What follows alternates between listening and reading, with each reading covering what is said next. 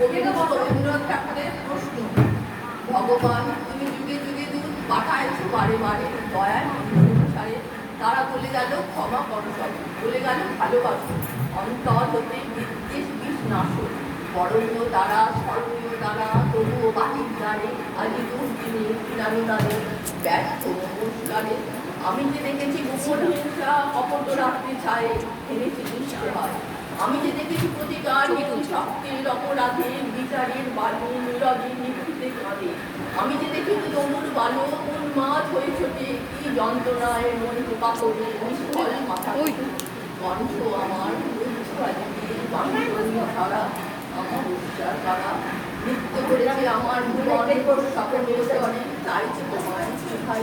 চলে যাহারা তোমার বিষাইছে বায়ু নিভাইছে তব আলো, তুমি তাদের ক্ষমা করিয়াছ।